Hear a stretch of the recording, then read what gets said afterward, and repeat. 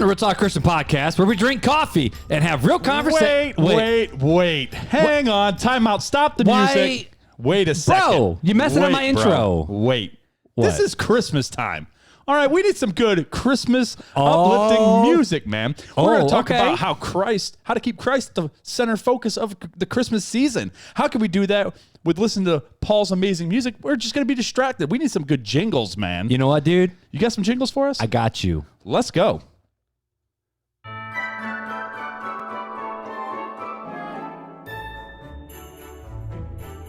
How about them jingles, bro? I like it. How about them jingles? Those are some good jingles, man. Like, just listen to that, dude. If that doesn't put you into the Christmas spirit, I don't know what does. It's like a mixture of Adventures in Odyssey and the movie Elf.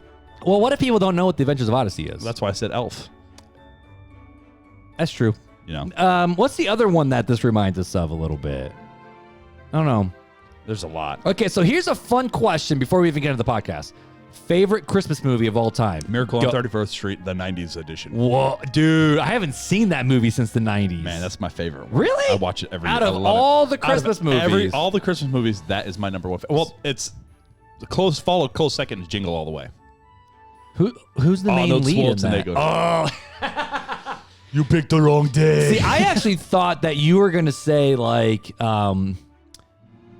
either A Christmas Carol, like Muppets Christmas Carol. I thought you were going to drop that out. I mean, any Christmas movie is pretty good with me. Polar Express, all those. I thought you were going to say maybe Elf. But Elf is good. But here's my favorite. You ready? All right, let's hear it. The Santa Claus. Oh, Tim yeah. Which one? Allen. 1, 2, or 3? One. Yeah, one. that's probably the I best. love the third one with Martin Short, where he was Jack Frost. I like him. I like his acting. The storyline was a bit cheesier. I like the It storyline was of 2. so cheesy. I like the storyline of 2 better than 3. But I like 1 is my favorite. 2 is where they had to find a Mrs. Claus, right? Right, and that one was fun. I like that one because of the toy Santa. Oh, we got rules and coal, toys.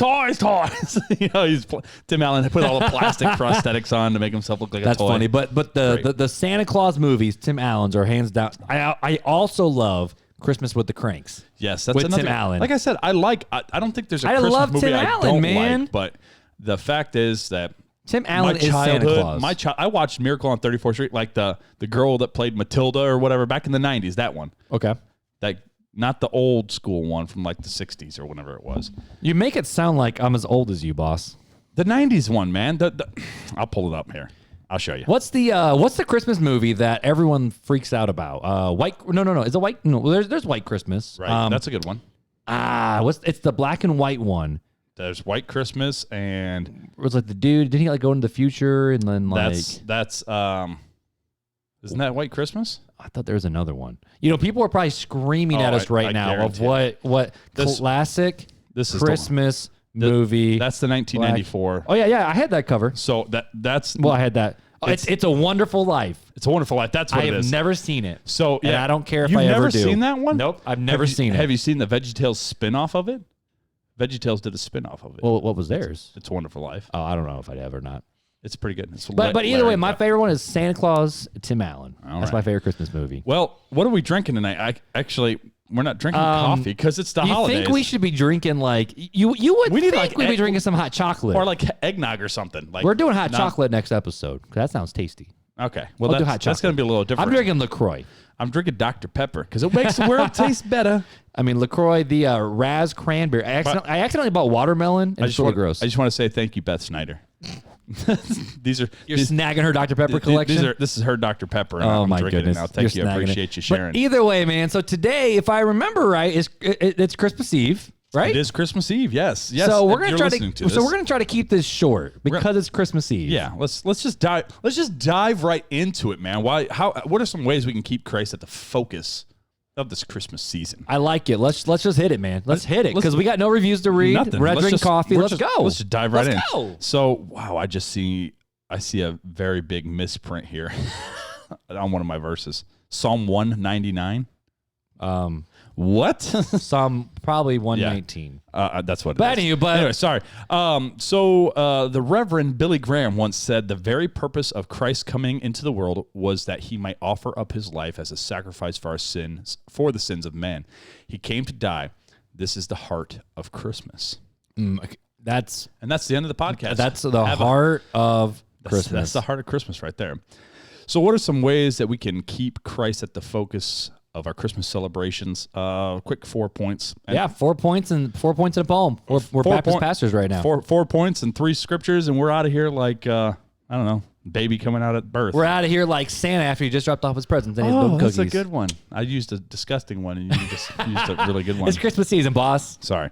Anyways, point number 1, read the story of the birth of Jesus as a family. You'll find that all 4 of these points that I put down is very family oriented. Yeah, that's really a big part of the Christmas season. So, but reading the story of the birth of Jesus together as a family, I like that. this is a very important thing because we should know how our Savior came into the world. I mean, he created the world, but then Right. he made himself 100% man. Yeah, like I know a lot of families who read Luke 2 before they open their presents. Right. Yeah. Yeah. And so that's always a good way to remember what the season is. Originally I was thinking about, okay, should I just do an episode and we talk about, was Christ born on December 25th? And Right. Yep. And I feel like pastors and podcasts and everybody hit on that one a lot. And if you don't know, no, Christ was not born on December 25th. There's two theories out there. There's a theory that he was born in September, and then there's a theory he was born in like May or April. So nobody really knows. They didn't think about stuff like, hey, when was Christ born back then in the early church? They thought about, hey, it's more important of when he died because that did a lot for us. So Right, yep. it actually didn't come around to them trying to figure out when he was born until the 3rd or 4th century. So interesting fact. I like that. I know that one. Yep. But so yeah, it's important to read the story. It's a very important story. I actually just wrote my reminders. I don't know if you saw it or not. My Usborne Christmas book got all ripped to shreds by my kids, but I need to buy a new Christmas story for us. So we actually do, and it's 15 days leading up to. Excuse me, I gotta burp real fast. Sorry about that. Nasty. Sorry about that. But we have like an ornament, like an Advent ornament thing, where we go through and we read something Really? about Christ every day, and it comes with a little like a cardboard ornament, and then we hang the ornament on the tree. We have a small tree dedicated just for that. And it's just, so we do it like 14 days ahead of Christmas. Is it like, if this website loads? It's called like Advent and Ornaments or something like that. I found it at Goodwill, complete, like never Dude, used. for real? And I was like, at Goodwill. yeah, it was like $3 or something. I'm like, I got to get this. This is before we had kids, and I was all excited about it because we were pregnant with Piper at the time. And, is it like this? Similar to that, yes. Okay. Yep. So That's really cool. I'm gonna put this link in the show notes. It's only a $200 thing, but maybe you can find it at Goodwill for cheap. for $3, like I did. So then number 2 is spend time as a family discussing the importance of Christ's birth. So you read the story, then stop, take a minute to really discuss with the family. It doesn't matter how old your kids are, or if you have no kids and you're just a spouse, or hey, you're single and you're just going over to the family's house for Christmas celebrations. It doesn't matter. You should read this together, especially if you're a Christian family, his read about his birth and discuss the importance of why it's important and why is it important that we remember it. I like that. And why it's not about Santa Claus and gift giving. And I mean, it is about gift giving because we got given the greatest gift of all. And you can listen to last year's Christmas episode about how we talked about Santa Claus and where he came from and Saint Nick and all that kind of stuff. Yeah. So the point number 3 is spend time as a family in prayer together. And this is another very good thing to do. So often, we're all about the hustle and bustle at Christmas. I don't know about the rest of you guys, but my Christmases all my life have been very busy going from place to place to place to place to place to place to place. Because there's so many Christmases and Christmas Eve services. Right. And the only time we pray is at mealtime. And that's it. And it's like, man, why aren't we praying together, thanking God for what he did and coming to this earth to die for our sins? And then asking him how we can better serve him throughout this next year. I mean, I know it's not quite New Year's Eve, but it's close, man. It's one of those things that you start thinking about now. It's a week away. Number 4 is spend time as a family helping other people.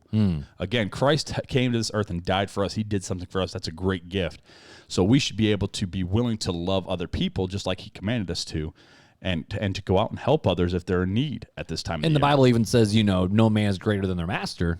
So if the master was washing people's feet and serving other people, and Philippians 2, where he humbled himself to do this, shouldn't we therefore humble ourselves? Exactly. So I got a couple scriptures here that kind of tie in these 4 points a little bit together. I'm going to read through them. We can give some final thoughts and maybe some Christmas greetings to people, and then we can just end it. We're not going to keep you guys long today. Nope. We know everybody's busy, but maybe you're listening to this while you're getting ready in the morning before the festivities begin. I love it, man. I love it. So Deuteronomy 6:6-8 says, "And these words that I command you today shall be on your heart. You shall teach them diligently to your children, and shall talk of them when you sit in your house, and when you walk by the way, and when you lie down, and when you rise." So this is talking about, back in Deuteronomy, this is talking about the law. But the law is a version, it's God showing who he is by these commands, right? To his people. To his chosen people. And he's telling them that they should be teaching this to their children. They should be talking about it. They should be thinking about it when they're lying down, when they rise. They should always be thinking about these things and talking about these things. And similarly, we should be doing the same. And not just during Christmas season, but during all time. But Christmas is a very easy, obvious time to do it, you know? It presents itself as a time where really Christians in general, yes, we have fun with Santa Claus and all this stuff. Oh, of course. But and we love the family aspect of it. But we are saying, hey, we're celebrating Jesus' birth today. We know it's not today, but we are celebrating the fact that he came because we don't know when it is. Right. And so it's easy to really think about his words. And I still think about, the common theme that we've had throughout this whole season is love the Lord your God with all your heart, soul, mind, and strength, and love your neighbor as yourself.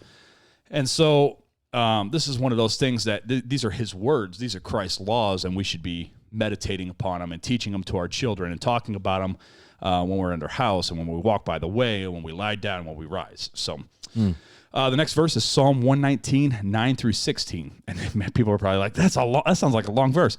It's not that long. Nope. It says, "How can a young man keep his way pure? By guarding it according to your word. With all my heart I have sought you. Do not let me stray from your commandments. I have hidden your word in my heart, that I might not sin against you. Blessed are you, O God. Teach me your statutes.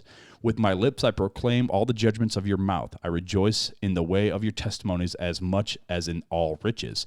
I will meditate on your precepts and regard your ways. I will delight in your statutes. I will not forget your word." And again, this ties back into the Deuteronomy, where we're supposed to be meditating upon him. We're supposed to be talking about him. But this is a personal thing. The Deuteronomy was parents do this. Right. Psalm 119 is I will do this. Exactly. Yep. So I like that. The last one I have is John 15, 12-17, and says, "This is my commandment, that you love one another as I have loved you. Greater love has no one than this, than to lay down his life for his friends, which Christ did for us." This is the whole purpose of why he came, this is the purpose of the season. "You are my friends if you do what I command you. No longer do I call you servants, for a servant does not understand what his master is doing. But I've called you friends, because everything I have learned from my Father I have made known to you.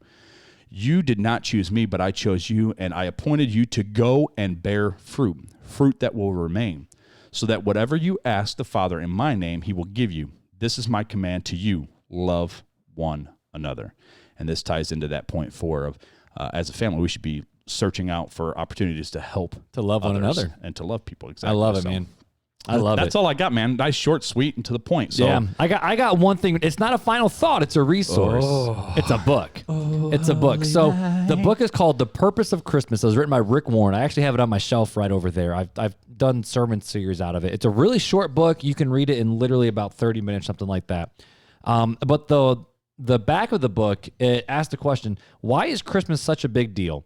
If you start to think about it, is it astonishing that a simple, unassuming birth of a peasant boy more than 2,000 years ago in the Middle East changed the course of history? That night, Jesus was born in Bethlehem. A small group of poor shepherds were quickly tending their flocks of sheep in a nearby field, looking up at the stars. Nothing seemed to be any different than 1,000 other nights. But what was about to happen would transform not only their lives, but billions of other lives as well. The world will never be the same again. Regardless of your religious background, you need to know how the 3 great purposes of Christmas meets your 3 greatest needs. Understanding and receiving God's Christmas gift, you like that? God's Christmas gift, which is Jesus, to you will transform your life forever. I'll put the link to that book in the show notes, but it's The Purpose of Christmas by Rick Warren to help you even just maybe focus on what the purpose of Christmas is. Like these are ways that we can, help us keep our focus. But if you want to learn to be able to explain to others what the purpose of Christmas was, that's a great resource to have. Yeah, that's my final thought, man. So before we let the people go, though, do we have a fun fact for them? We do, but do we really? I want to touch on something. I just got to type it up and figure out what it's called again. So there, I would recommend if you have a have a chance today where you're not doing much to go on to VidAngel, or if you have the YouTube or anything, and type in The Chosen, The Shepherd. Oh, Reimagine TV, right? I think that's the other place it's located. Maybe, but this is the special episode. It's a Christmas episode. It's called The Shepherd, and it's about the shepherds in the field watching their flock by night and all that. And it goes into a little bit of, if you know much about your history, the early church believed that these shepherds that came and sought Christ when he was born were Levitical priests, and that the lambs were actually the sacrificial lambs that were being raised. So it was amazing that these shepherds found the sacrificial lamb lying in a manger wrapped in swaddling clothes, and these swaddling clothes were actually something that the Levitical priests would do to the newborn lambs to keep them pure and their blemishes from getting a blemish. And so it's like a 19-minute little short video, and if you've got a chance, I would highly recommend you go watch it. Like I said, it's The Chosen. It's called The Shepherd. Yeah, I'll put the link to the whole show. Yeah. As you can see, I'm right wearing there. Yeah, I'm wearing the hat right now. I love. It's just an amazing. I binged the whole first series it's an amazing in ministry, like man. 3 days. So, but yeah, that's all. That's all I got. Is just an encouragement to go do that if you haven't done that. So I love it. Time for Fun Facts with Filler.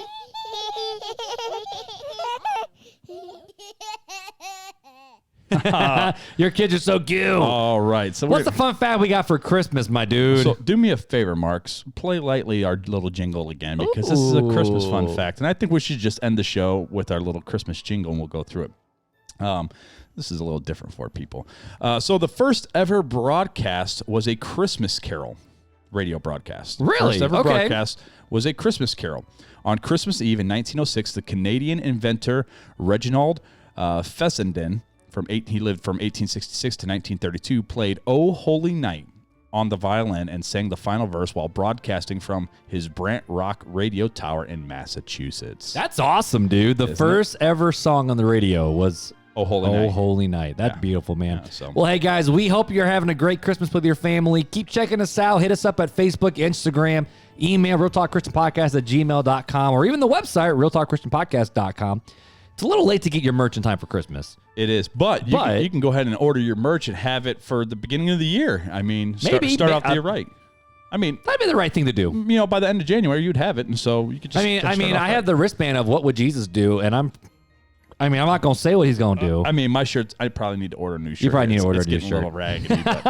But But either way, guys, you can reach out to us. The best way to go is to the website, or just check us out at anywhere social media. You can find us at realtalkchristianpodcast.com. But until next time, guys. hey, take it easy.